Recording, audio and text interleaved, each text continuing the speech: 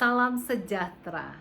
Renungan Malam Seiman ditulis oleh Dr. Kathleen Liwijaya Kuntaraf dan Pendeta Dr. Jonathan Kuntaraf.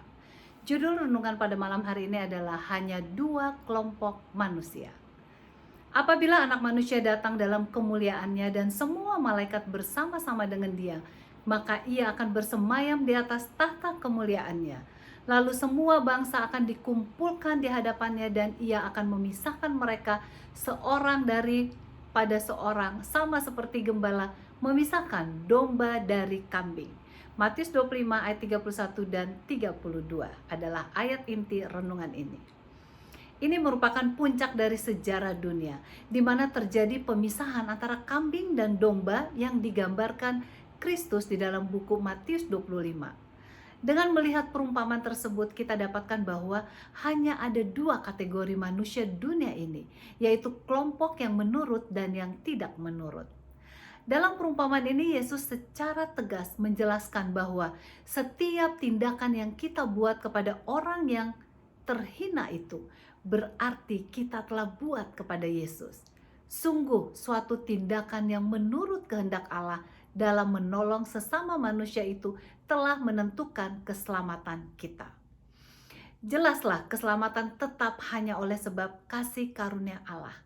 Namun karena kasih karunia Allah yang bekerja dalam hidup kita itulah yang menyebabkan kita senang untuk menurut kehendak Allah yang dinyatakan dalam hukum-hukumnya.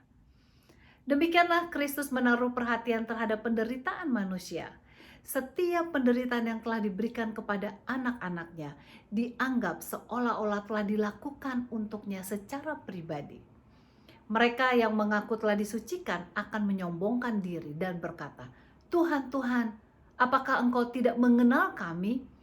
Apakah kami tidak bernubuat dalam namamu? Apakah kami tidak mengusir setan dengan namamu?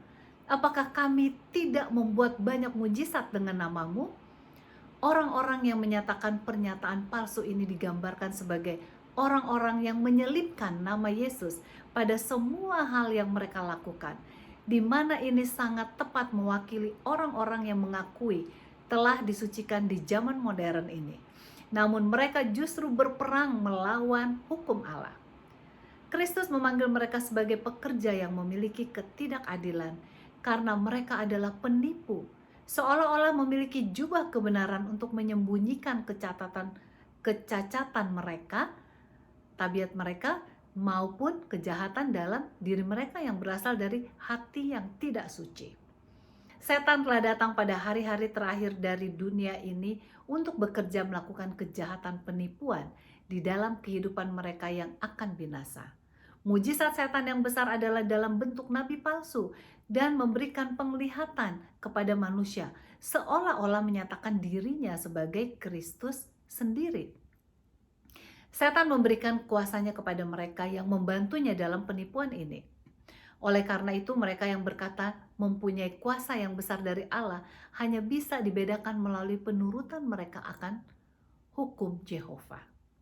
Kita bersyukur karena hukum Allah dengan jelas diberikan agar kita dapat menuruti kehendak Allah setulus-tulusnya.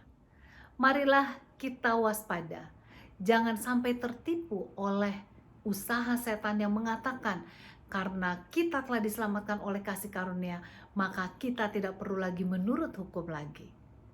Kiranya kehidupan kita akan senantiasa selaras dengan kehendak Allah.